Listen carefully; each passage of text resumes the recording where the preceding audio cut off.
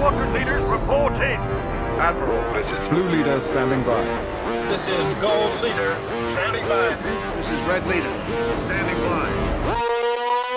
Welcome to the Star Wars Post livecast, the official livecast show of the StarWarsPost.com, your Star Wars home for news, reviews, features, and more. The StarWarsPost.com, the galaxy at your fingertips. And here is your host of the Star Wars Post livecast, Max Pallas. Hello, everyone, and welcome to the Star Wars Post livecast. It's November 11th, 2018, and this is episode 22, Cassian Andor series coming to Disney+. I'm your host, Max Pallas, and tonight we'll discuss the big news of the week with the Cassian Andor series coming to Disney's Plus streaming service, the news, and more. With that, let's meet this week's panel. He's the owner and editor-in-chief of the MandalorianWars.com, or just, Pete, it's just MandalorianWars.com, right? Yeah. Yes, it is. It's simple. It's easy. It is. Our good friend Pete. Of course, Pete. Well, Pete, I hope you had a great week. And our special and returning guest from her popular and entertaining YouTube channel, GlitterGeekAli. It's Allie. Hi, Allie. Hi. Welcome back. I'm so glad to have you on the show. Guys, sorry, Liz is not going to be here tonight. Liz had a last-minute cancellation, and hopefully, well, maybe we get lucky. She'll pop in tonight, but I doubt it. Liz, we hope everything works out, and we'll see her on Thursday. We plan on having a show on Thursday. Sorry, guys, we didn't have a show last Thursday.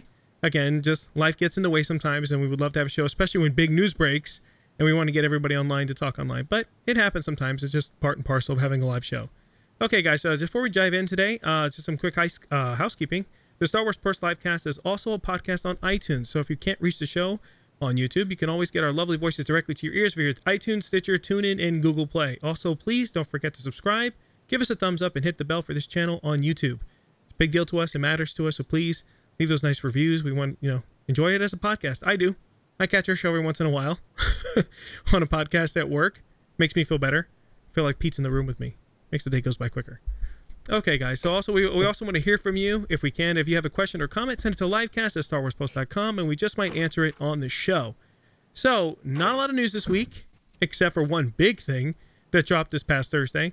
But we got a couple other small items we'll get through before we get to the main topic of the night, which of course is going to be that Cassian Andor series announced by StarWars.com, the official site, and also preempted by Bob Iger during his conference call. But the first discuss is some news about Star Wars Resistance that came out recently, just a couple days ago, that I thought was worth mentioning. In the recent episode of Star Wars Rewind from executive producer Justin Ridge, Justin confirms that the show itself does take place 6 months before Star Wars The Force Awakens, but he also adds that Star Wars Resistance story will run in parallel to the films. His actual quote was, "Because this series takes place 6 months before The Force Awakens, we have a lot of connective tissues to what we see in the movie. So eventually our events in the show will parallel what happens in the movie." I think that's sort of significant because even though we placed this Star Wars Resistance show 6 months ahead of The Force Awakens, it's sounding like to me what Justin is mentioning that this show will eventually catch up to The Force Awakens and then continue on. And this is sort of a big deal because The Force Awakens and, for me, Star Wars The Last Jedi are part and parcel. The other one happens a day later, right? So it's not like, so if these events start to catch up, is it possible we might see Star Wars Resistance become this animated show that starts to give us more about our galaxy after where we currently are in the films? I think that's really interesting. I mean, how do you take that take, Pete? Do you think the same thing from that interview or no? Well, the key word is parallel, so I'm not sure how much and how far they're going to take it.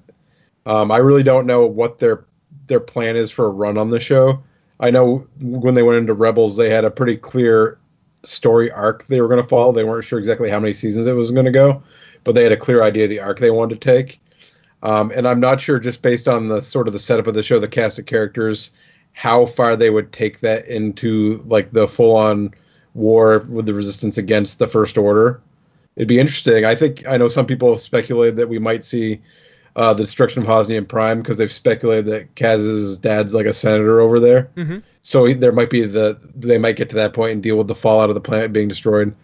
It's interesting. I mean, there's certainly room for it because there's characters from The Force Awakens that didn't appear in The Last Jedi, and they could interact with Kaz and stuff going forward. And there's room for it to go that direction.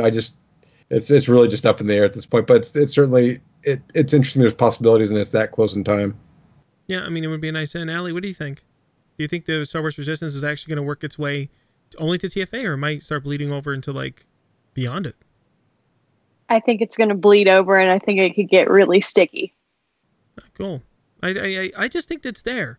I think the possibility, because the funny thing is, it depends on where Episode 9 lands. If Episode 9 is a few years in the future, what a great hook to get in audiences, because the last 2 episodes of Star Wars Resistance, from a lot of you guys who are out there, and gals, that are not watching the show because they think maybe it's just too kid-like, revisit the show. The last 2 episodes, while watching with the kids, have had a lot more intrigue, a lot more mystery to them, and it gets very close to Star Wars Rebels in terms of intensity, right? And I really appreciated the last couple episodes. They really seem to be getting to that mark. And if we do start to learn new things, now, of course, we did learn one thing 2 episodes ago with the Children of Tahar, and how Kylo Ren and the Resistance, the First Order, completely decimated their planet and killed everyone, and specifically naming out Kylo Ren, which I thought was really great, right? Just another. Did he kill the women and the children? I think so. Right, they ran, right? So it's just like the show really is starting to get a different tone, and it was actually kind of nice in the last episode to see them kind of go off planet a little bit, so the color palette changed, like we talked about before. It's not all bright blues and greens and colors and everything. So I'm really excited about the series now, a little bit more than it was before. It's finding its stride, and if it does bleed over past TFA, I think that could be cool. I mean, me, I'm all for anything new in this era. The thing that I'd be concerned about is the production schedule stuff. They play that stuff pretty close to the vest story-wise, because Episode 9 they're working on right now. Sure. But the animation stuff they have to produce so far ahead of time and the way stuff changes in production, I don't know how close they would get to story points or characters that are going to be directly involved in, like, 9 and stuff. I think they're going to stay a little bit away from that just so they don't create any conflicts. Well, in terms of information, I'm thinking it's more of the stuff that falls outside of 9. So some past history, like how the First Order and how that buildup, that Cold War sort of like Cuban Missile Crisis sort of atmosphere starts to build, right? That Leia and her team knows something is coming. And I think that's where, if we get new information, that I think is where it works out, where it doesn't impact 9 at all, right? Where JJ can do his own thing, change things every day if he wants to, but they still have this linear fashion or story arcs that they know that they can play into. So I'm hoping that would be great, because a little bit of backstory on how these guys came to be is, I'm open. I don't care if it's in a serial. You can give me the most basic thing. I could be children's blocks for all I care, and I'll watch it, right? If it gives me any more information that's canon. I mean, as long as it's official canon, I'm in. So I'm definitely telling our listeners, if you guys aren't in the run, or viewers too, if you guys are not watching Resistance, give it a little while. Give yourself a nice weekend to catch up, but give it a shot. It's actually getting a little bit more adult, than I ever expected it to get. So I'm really happy with it. All right, guys. And I will. Mm-hmm. Sorry, I just will note, unlike Rebels, the distribution is pretty easy on this. Whether you have the Disney app that has it on there, or like we have Hulu streaming, and the episodes pop right up on there whenever they go up on the Disney app, basically. Or if you got in on like the Amazon deal, and the episodes are coming pretty quickly. So it's a pretty good deal, and they're pretty accessible. I know there's been some headaches in the past with the animation shows trying to find a way to watch them. So it's definitely worth checking out. Allie, what did you get that for? That deal that they had for it? $2.99, wasn't it? Yeah, because I didn't get the HD because I could not care less. I think it was $3.99 for HD and $2.99 for standard def. So I got the $2.99 for standard def. That's a steal. That is a total steal. And I think that was only up for like a day, right? And they pulled that deal down. Yeah, I don't even know if it was a day. I saw someone had bought theirs, and I was like, well, let me go see if this is legit. So I clicked on it, and I was like, oh, yeah, it's real. And I kind of toyed around with it, even because, again, I wasn't the biggest fan of Rebels. So I was like, do I want to do this? And I was like, it's $2.99. Yeah, right. Just do it. Take the risk. It isn't a big deal. Yeah. No, that's great. No, I'm really surprised. I mean, I'm enjoying it with the kids. They're kind of in and out watching it, but no, I think it's finally getting to a place where I'm like, especially this last episode, not spoilers, but Oscar Isaac is in the entire episode. And it's like, wow. And he's great. I mean, the first couple episodes that had his voice, it didn't seem to match the animation well. Like, you tell like he wasn't really an animation guy or just doing the voiceovers. This last episode was synced perfectly. I mean, it really felt like he was there in presence. And it was great to see Poe running around. I mean, it was really, I was like, wow, this is really great. Took me by surprise. Anyway, guys, okay, moving on. So I had an exclusive on Friday morning. So Friday was like my day. Like, everything was just working out great for me and the post that day. We did so much work done. I mean, the new header and everything else. But yeah, so this is kind of funny with some backstory. I have this daily chore that I've been doing since 2015. I go to the U.S. Patent and Trade Office website where they have this thing called the test database. And I love this thing because it shows you all the trademarks that have been filed with the office, with the USPTO. So it's been a daily thing of mine to look up Lucasfilm to see what they might have done. But Lucasfilm is very interesting when it comes to trademarks. They don't trademark everything. They don't. They really have maybe 35 to 50 entries within, the patent and trade office. And it's always for big names, like Han Solo, Luke Skywalker, that sort of thing. So whenever they do a trademark, it's sort of a big deal because they only do major characters. They don't really do anything else. And you would think like all these things that would come up would be like, oh, that's got to be trademarked. No, it isn't. It really isn't. And someone had mentioned to me that trademarks really aren't really required for suing. Like if someone decided to take something like Salacious Crumb, right, and decided to make a bunch of t-shirts and a video game, whatever, Lucasfilm could easily sue even though they don't have the trademark because, of course, it's obvious in their movies, right? You can't get away with it. So that's the reason why they don't go out of their way to get their lawyer, if I get his name, because he's the one always doing the filing. You see it in the paperwork, and to get it done. And these filings are really hilarious when you look at them because they're more than one. There's usually 4 or 5, and each one is loaded with anything you can imagine. Everything from toys, books, scuba gear. Like, I'm not kidding. Scuba gear, diving goggles, you name it. I mean, it's like literally you take a list of all these words and just throw it in there. Towels, tape dispensers, whatever. Trapper keepers. Those 80s kids remembers. Anyway, literally it's everything. But what happens is over the course of like the last 4 years, I've noticed that there tends to be similarities with the entries when it comes to animation, when it comes to possible movies, or something to do with the parks. Things tend to coalesce. You tend to see things that stand out. And we learned this, of course, after seeing the trademarks come out and then seeing if those titles ever came out to actually be Star Wars Rebels, Star Wars Resistance, Star Wars Forces of Destiny, right? When these shows finally came out and we realized the titles and the trademarks were indeed for animation, you can see that some of the particulars that were in the application matched up, right? They seemed to look the same. It was like the same kind of format. So we got ourselves an exclusive. I did. So I came up and found out that Lucasfilm had filed a new trademark for Star Wars Galaxy of Adventures. What makes this entry interesting is that the breadth of the filing, which seems to match the same entries witnessed for Star Wars Rebels, Resistance, and Forces of Destiny. These trademarks also match early reporting from our friend Jason over at yakface.com, which showed some merchandise with the new logo. So I had the trademark story on Friday morning early. As soon as I posted the story up saying, hey, just the trademark's out. And usually I don't do stories for this. I'll announce it on Twitter.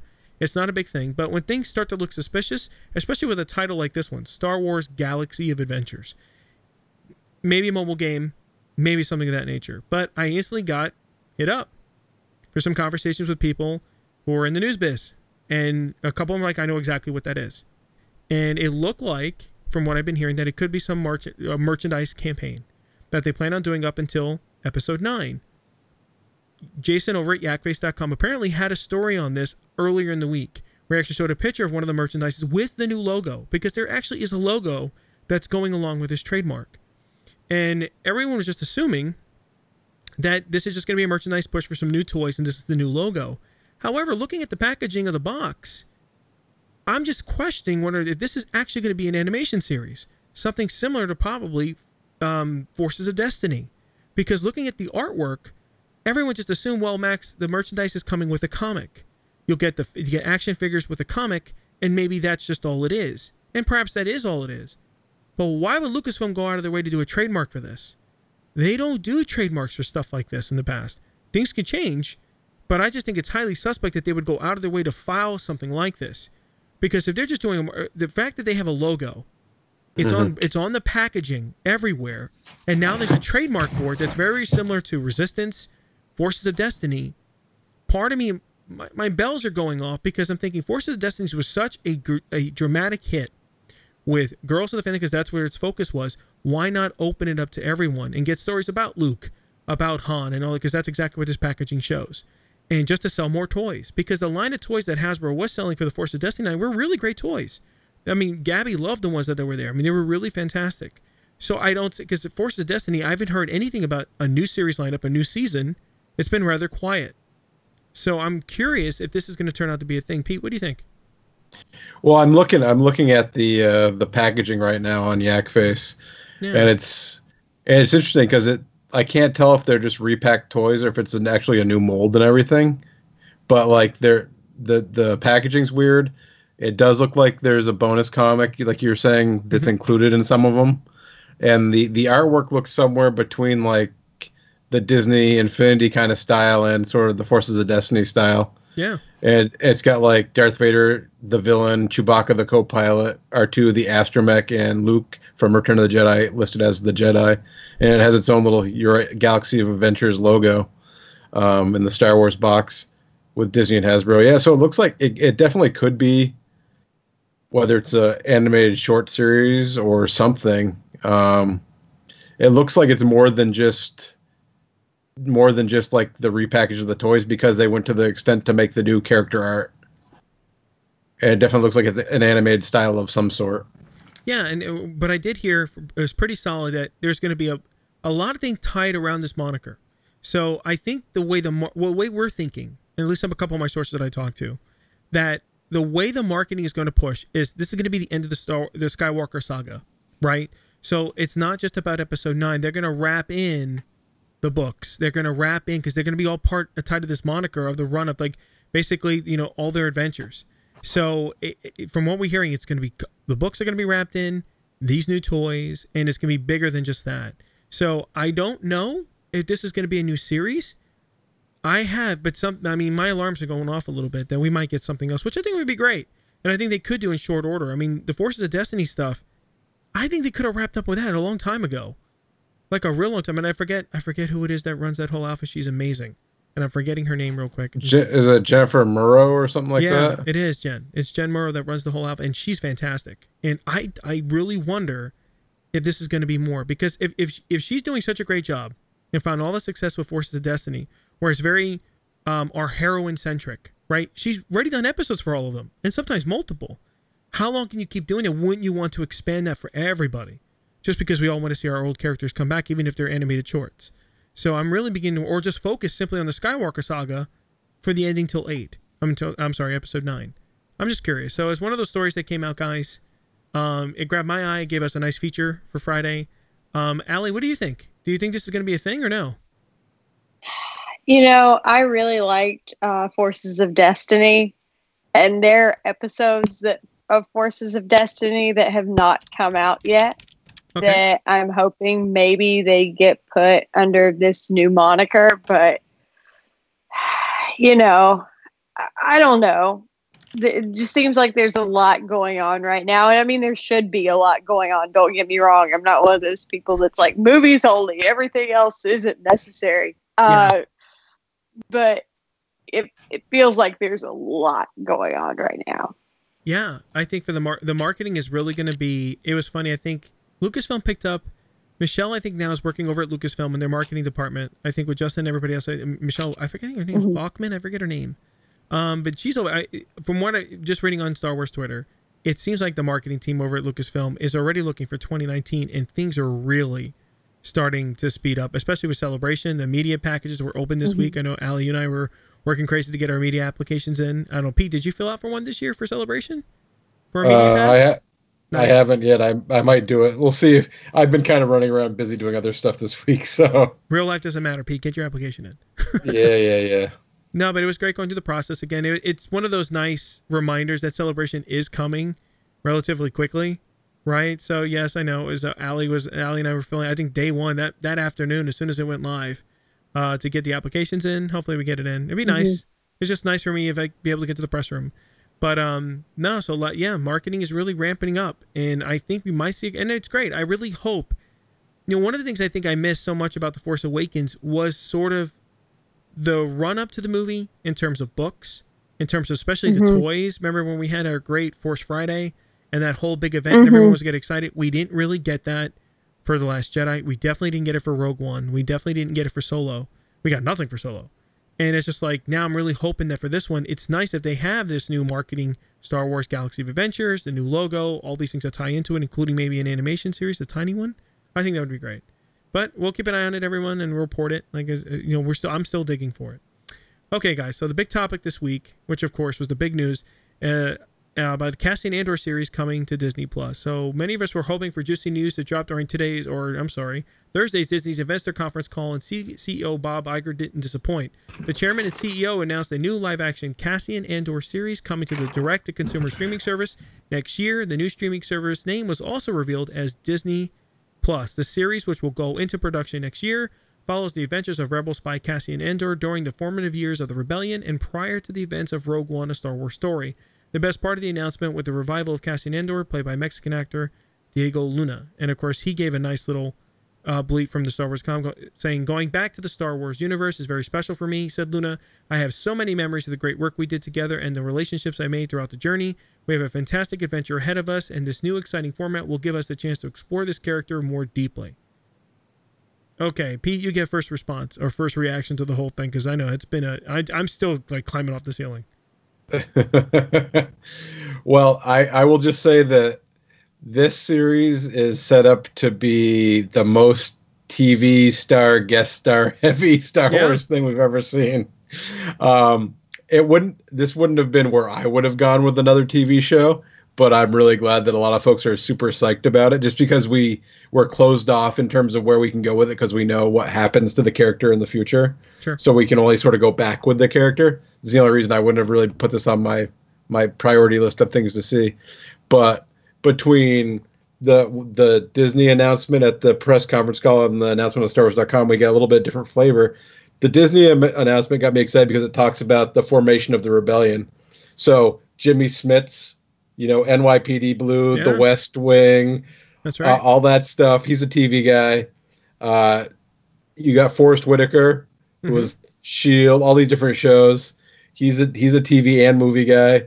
I'm not sure about Genevieve O'Reilly, what she does besides some of the movie stuff she's done. But you've got these big name actors from TV that have done these big name characters for the Star Wars franchise, and you could have them showing up on the show a lot. And then the StarWars.com one talked more about the fact it's going to be a spy show and espionage and daring missions, and then you have all kinds of other storytelling possibilities. So it's a very wide palette of stories they could do with a ton of characters with actors at the right age to play them. So it's going to be a lot of opportunities. Allie, what did you think when you heard the news? 2 words: infant's nest. Exactly, right? Exactly. Yeah, no, infant's nest. If I read that, and I loved Cassian anyway, but I was like, "Ooh, we could get infant's nest." Like, that was my first thought, was infant's nest. And there's so many. You were talking, Pete, about the different routes that they can go with guest stars and whatnot, but even characters that we didn't think we would see, maybe, you know, that we know of, but we just aren't associating with Cassian. You know, we're not even associating them with that time. Personally, I haven't said this on Twitter or anywhere, not like I've been keeping it a secret. Exclusive. I think this might be the place to see Jar Jar. Yeah, absolutely. And that's the thing, you know, when I first heard about this series, no, seriously, Pete's right. I think the first thing I thought about was, my first reaction should have been, oh no, we're right back into this era again, right? Me complaining for the last 3 years. We know this. We're familiar with it. Let's move on. Like, I've seen enough Stormtroopers. I've seen enough of this. We know how this story ends. And for stories, the biggest reason why stories work is because you don't know the ending.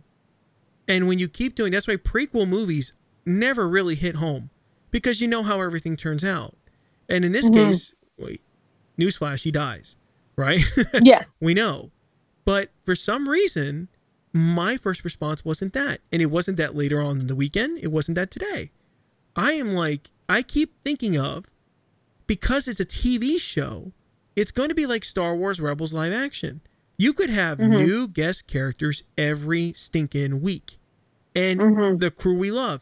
And no offense to the actors that are out there, they're all B-level actors, right? Bale is not doing movies.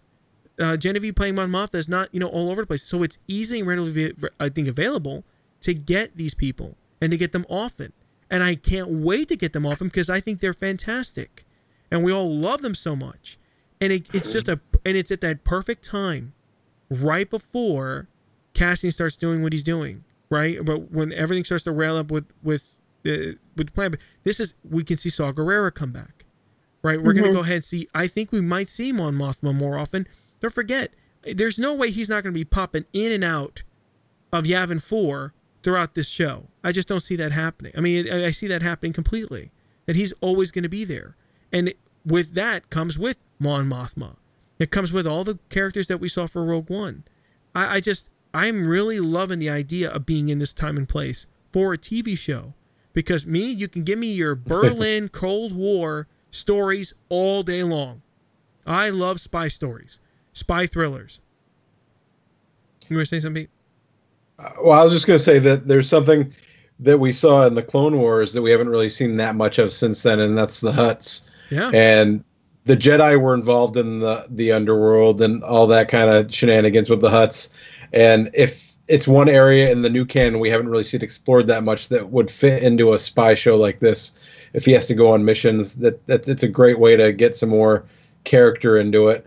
And what you were talking about, the fact that the way the show is structured in the time period, it's entirely possible you could get a season finale or a season premiere where you have Ian McDermott reprise his role as Palpatine in a cameo. Yeah. You could have Vader on screen in a cameo. You could make them primary antagonists, but you could have them just pop up and just big. It's Star Wars Rebels.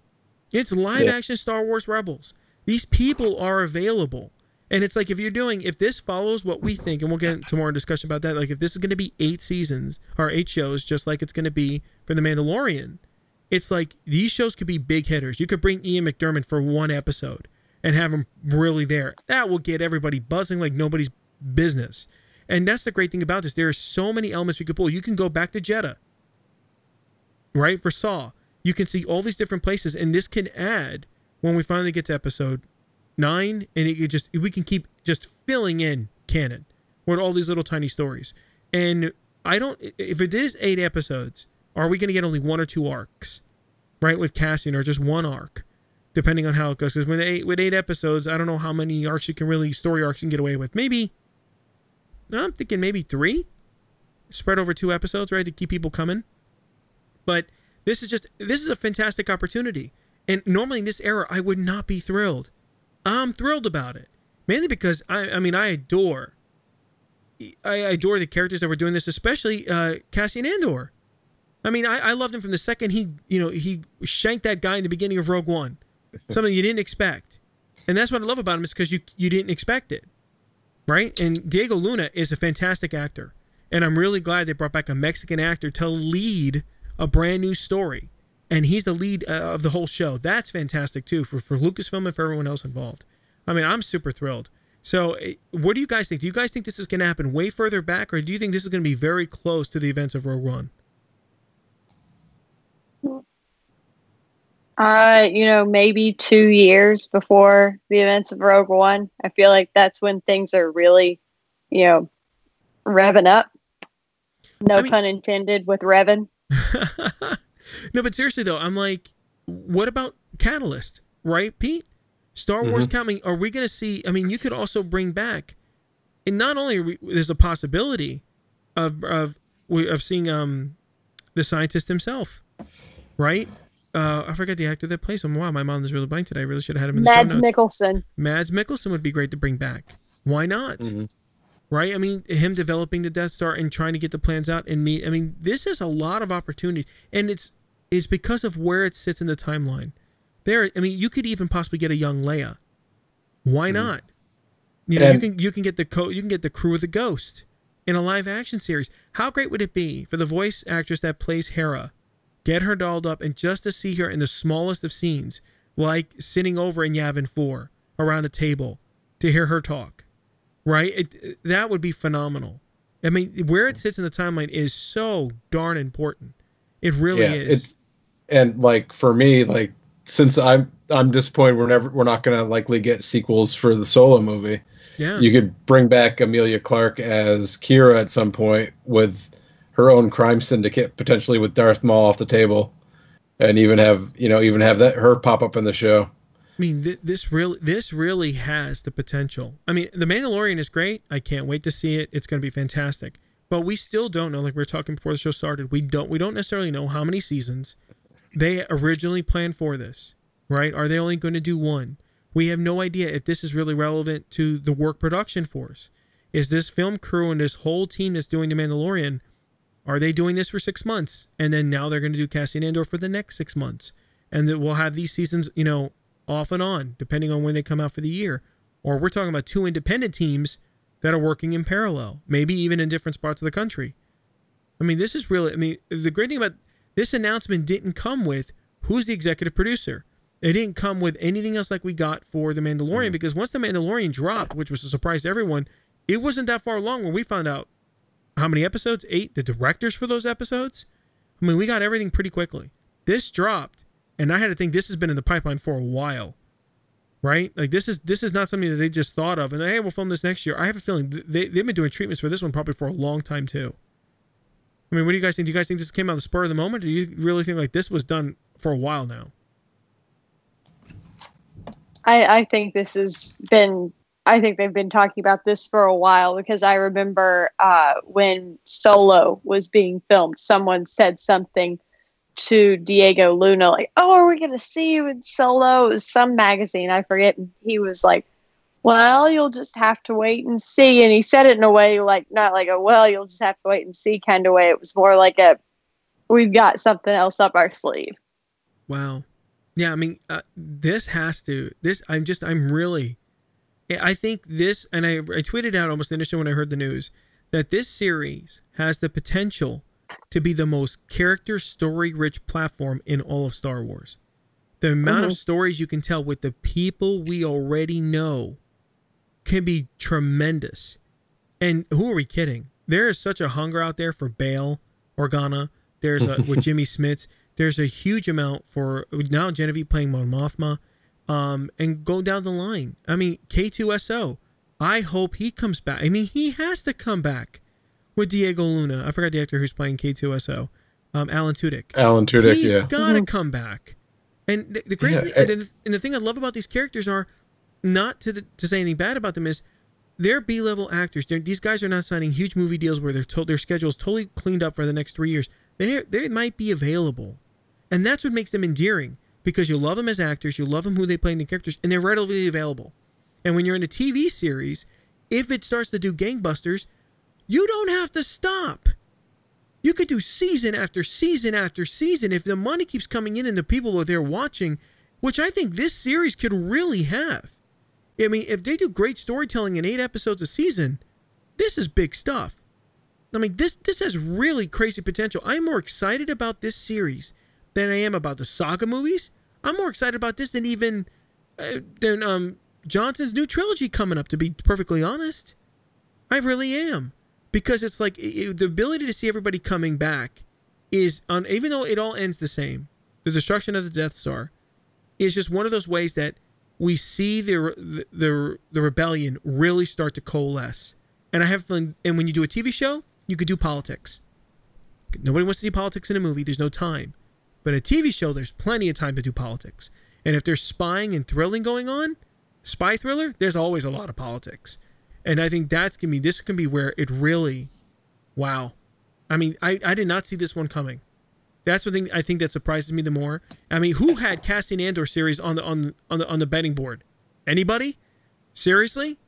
Like, nobody had that coming. I mean, saw that coming. And if you did, send me an email. Like, show me where you said that. And it's interesting because it really shows, not Disney's really ponying up for their new streaming service, Disney Plus. And it's also just because they may be putting some of the films on back burner, they're not like deprioritizing Star Wars.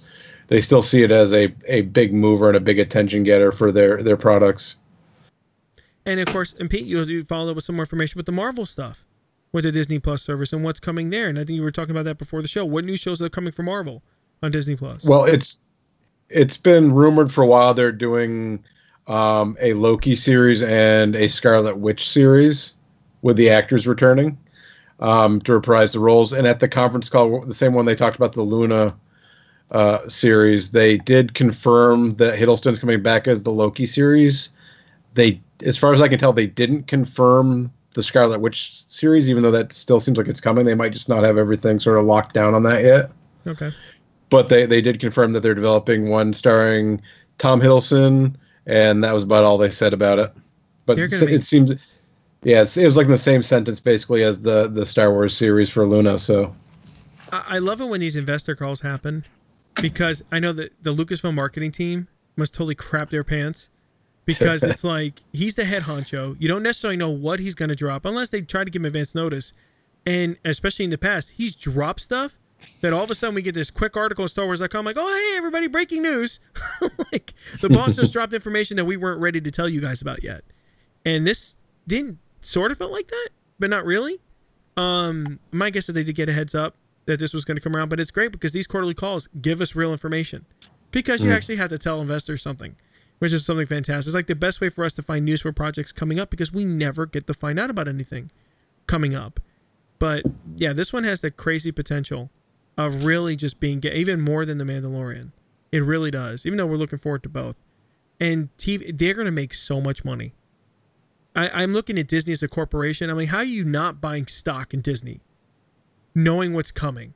You know, it's like, really, the biggest company in the world is not going to be Amazon. It's not going to be Apple. It's going to be Disney.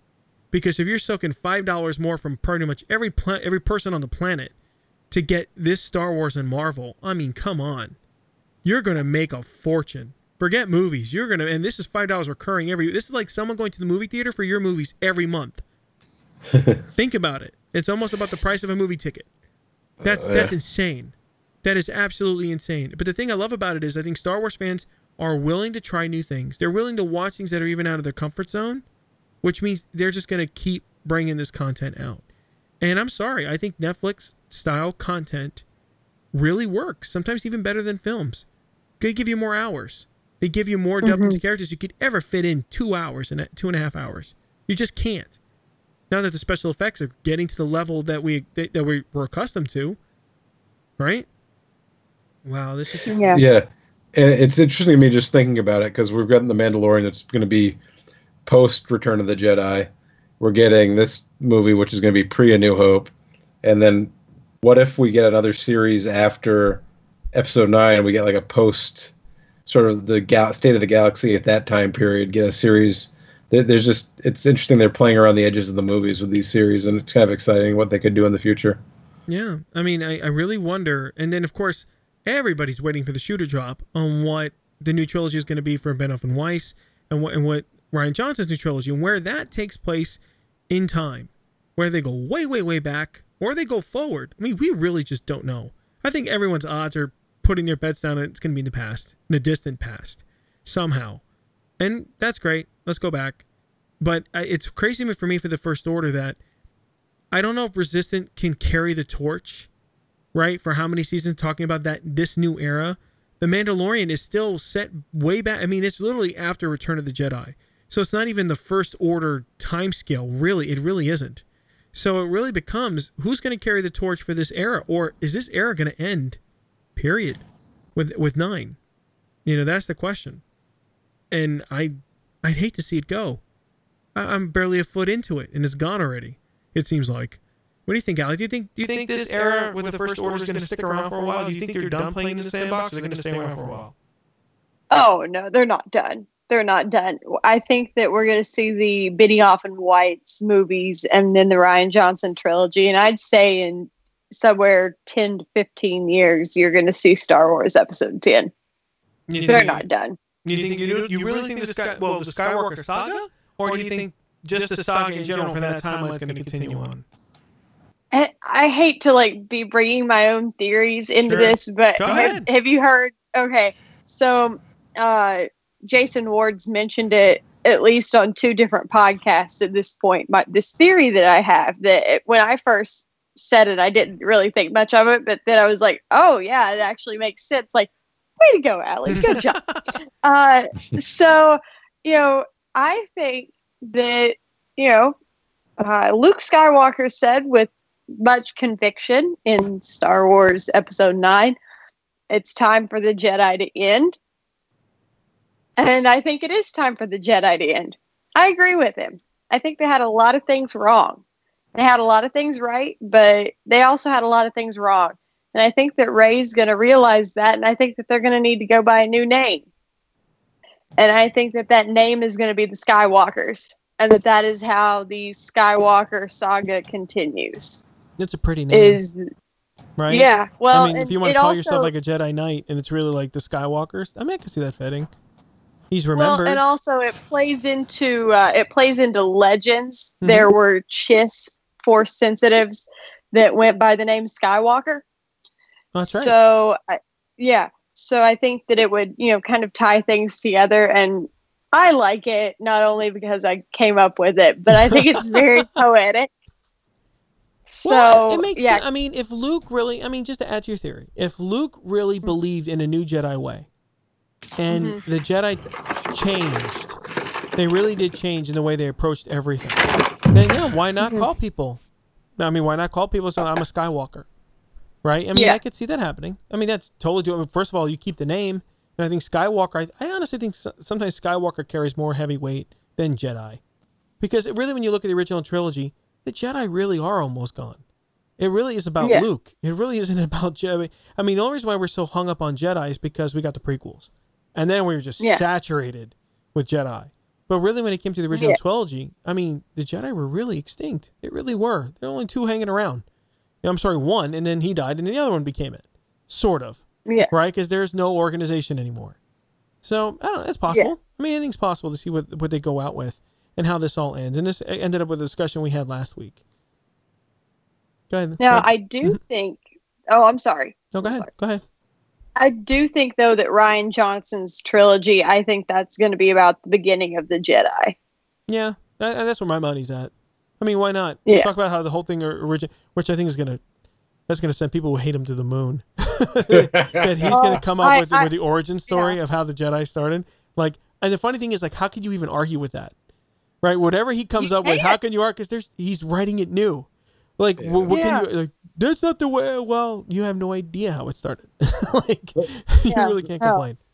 The problem with all the Force lore stuff, and this goes for the stuff that Lucas has done, the stuff that Filoni's done, and the stuff that Johnson's done, I think the less is more with that stuff, because I think when you try to explain it too much, you get into trying to figure out these belief systems and try to construct this whole thing, and it doesn't always support itself under its own way, and it seems kind of weird sometimes. Agreed. So I'm always like, just sort of be a little vaguer, and it's a little better. So I'm not sure if that's what he's doing. Yeah, I get nervous. For me, it's like it. Well, we trusted Ryan with Luke in his 40-year story, pissed off half the population. Now he's going to come back and start probably with the origins of the Jedi and how they started. So, but you know what though, he's not afraid to do it, and that's something as a director you got to respect him for. That he's like, sorry, I have a job, it's my vision, don't like it, go home, and that's good. Thank you. Next. Yeah, and that's the way it should be. It's his story. If you want to blame anybody, blame Kathy. Fine, blame Kathy. She's the one that hired him. But this is his story. He's the one sitting around the campfire telling nobody the story. We're just supposed to, drink cocoa and listen. That's our job. And it's just gonna be interesting with this TV. I was really excited about the live stream service when they talked about it 2 years ago. The potential for Star Wars TV has been there forever, and it was great with The Mandalorian. We got that shot. We got super excited, especially with the directors, because it's something new. But damn it, we heard this thing about Cassian, and I am just... It really is going to be live-action Star Wars Rebels. I have no doubt of that. Yeah. It's the same tenets, right? The Rebels getting together, putting cells together, figuring out what the heck they're going to do against the Empire, getting materials, finding out information, and then special guest stars everywhere, right? All these characters that we know. It's going to be interesting to me to see what tone they strike with this show, especially because one of the first things that we see with Cassian on screen, like basically the first scene, is him murdering a guy basically in cold blood. His informant that he can't get out of the situation. I hope this whole series is that, like literally. And so that would be a little darker than than some things we've seen. Well, I hope it's like I hope it is exactly like that first scene in Rogue One, where it's just populated spycraft. He's talking with informants, not necessarily shanking everybody he sees, although that would be a great trope. And I think it was Steele who mentioned that every episode he should just shank somebody at the beginning of every episode, right? But the idea of him just being a spy and going to these very populated places and going to Jeddah and trying to find stuff out and be very Cold War Berlin. I mean, that to me is my dream, is to get that sort of story, right? Just because the thing is, the Empire is up and about. They're rocking, man. They're solid. It's the rebellion that's looking for men, material, something on how they defeat it. And they're going to be able to do some really great... And I know, Saw Gerrera's coming back. There's no way they're not bringing Forrest Whitaker back. And he'd sign up in a heartbeat to be that character because he's a huge influence at this time. Remember, he's the one that convinces Mon Mothma, you need to start fighting. That came from Rebels. Remember that episode?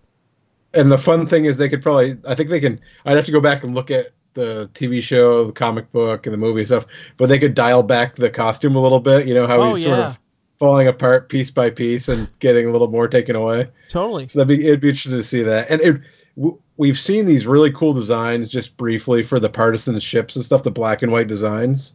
But how cool would it be to see those guys, like an episode of them in action doing more stuff? That'd be pretty wild to see on screen. In like Enfys Nest, like the only thing I feel bad about that is it would be so cool to see the original actress that played her, because I like her more than the costume. It isn't the costume that I like, it's her that I like. And the things, but that's too far, I think, back in the past. But can they bring it back with someone else in the costume who's older? Yeah, I'm up for that too. I mean, I'd rather have that than not have her. They could age her up. I mean, it'd be you'd have to sort of accept that it's going to be they're going to fudge it. Yeah, you know what? I'll take it. I'd rather take the fudging, because the thing is, she's really young looking. She's really young looking. But that's what makes her character so great. Is that because don't forget, that was everybody's response when she took her mask off. Han's response, Beckett, all of them, they were like, oh, whoa, she's a lot younger than we thought she was. Like, this was not what we were expecting. So, but to see her come back, to your point, Allie, yeah, absolutely. The Cloud Riders, bring them suckers back. Definitely, was it Black Sun? No, Black Sun needs to come. They can come back too. Crimson Dawn, they can come back too. The Hutts, bring them all day long. This could really get to be... Bothans, we can see Bothans actually just pop up. Why not? Who knows? Why not? I mean, wow. I mean, they haven't died for this yet. And see, this is the sort of thing that I really hope, like 10 years from now, 20 years from now, we get these great books about how all this came to be at Lucasfilm. Who pitched it? Right? Who pitched it? How did it go? Because I have a feeling this might have been pitched similar to Rogue One. Why don't we do a Cassian Andor thing? Because I don't think something like this would have been pitched before Rogue One ever came out. It had to be right after Rogue One. And I wonder if someone sat there around the table and went, Kathy, why don't we do a show about Cassian Andor? Well, because you got to put somebody in the lead. So what better from that period?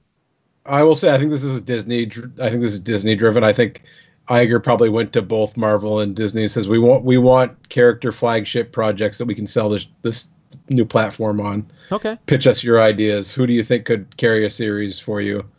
Because I mean, that makes the most sense to me, because they're doing the same thing with this and then with the Marvel stuff. So yeah, I buy that. That I can buy.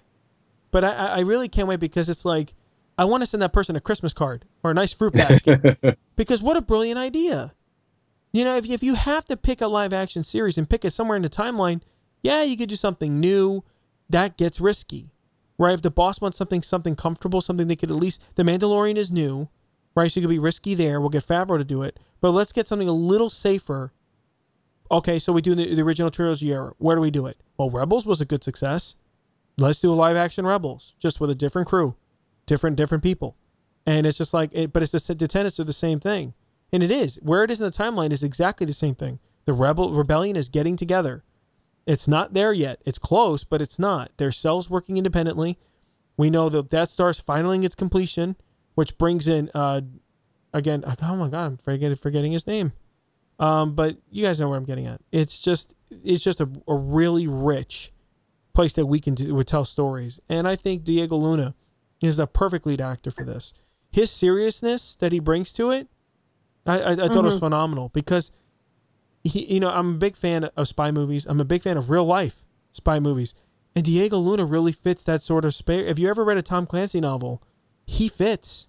The guy himself fits as a perfect spy. It's business. It's a profession. It's not so much glamour and Bond. That's not spy stuff. That's fake spy stuff. He really fits the mold of a good spy. Better than Azuda Akuda Kaz, right? On Resistance, where he's learning how to be. But it's like, no, this fits. I'm really excited about this. I think I have a feeling there's going to be no Star Wars news between now and Christmas that's going to get me this excited. Even a trailer won't get me this excited. I really don't. Even for episode 9. Do you guys got any more to add to that? Or I think we're done talking and fan flailing about this great new announcement. Oh, I'll just add that I know I'm disappointed that I'm not getting a Boba Fett movie. Guess who could show up in this Cassian Andor series? Yeah. Boba Fett. No kidding. So absolutely. And why wouldn't you? If you're going to see the Hutt, why not? He's going to be in the living room. Hell, he might even have to get involved. And that's the great thing about this, because the rebellion needs resources, and they go to the underworld to get it. And we know that's just been part of Star Wars for 40 years. So it's just that, wow. Like, I can't wrap my mind around how many different avenues they can go down. I mean, if you're sitting on the writing team, good God, can you imagine? Coming up with 8 episodes is not going to be hard, like, at all. Mm-mm. Like, this thing, if anything has the potential for really going for a multi-season thing, it's going to be this series. And it can live there. The question the big questions, I think for me in the post, is the stuff like Pete talked about. How many episodes, different crews, different production staffs? Are they filming in different areas? Like, we know the Mandalorian's in LA. Is this new crew going to be filming in Georgia? Right? Are they going to be filming in different areas of the country where, they have good established film, setups and crews and people who are in the business? Because Georgia, now the East Coast, is starting to be one of those powerhouses. Are we going to do this overseas? Right? Or is this going to go back to the UK in some form? I mean, these are great questions. And the thing about this is, the more series, the more jobs, people getting, this is just great for Star Wars, but it's great for overall for everything. For Hollywood, for the entire canon, books of that nature. It's just going to be a really great, it's a great time to be a Star Wars fan. I don't care, all the negativity, and I love it when stuff like that comes up, because the negative part of Star Wars on YouTube and other places, really? If I ever hear one more person say Star Wars is slowing down, I just laugh my head off. Like, that's not even possible. And we haven't even gotten into the comics, the novels coming. This is going to be a busy 2019. And if you're able to get the celebration, go. Because I have a feeling it's just going to be one big old party with lots more to talk about. Right? I really do. This is just crazy. I did not see this one coming. And it's going to turn out to be better than I think we ever hoped. All right, guys. Again, this was a light week this week, but except for one big drop that came on.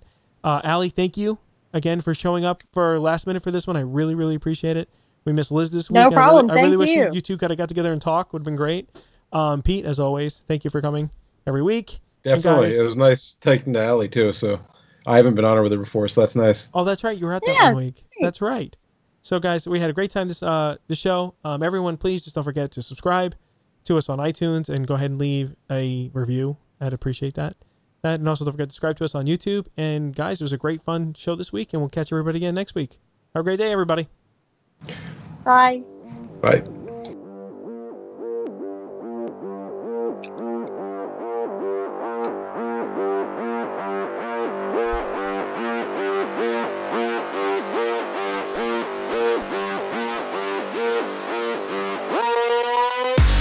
We hope you enjoyed another episode of the Star Wars Post Livecast. Please subscribe, rate, and review our livecast on YouTube, Facebook, and iTunes. And don't forget to get all your Star Wars news, reviews, features, and more at thestarwarspost.com.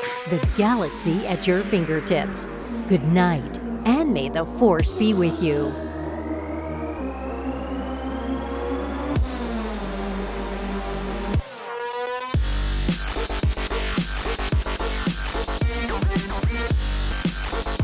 You're next. good.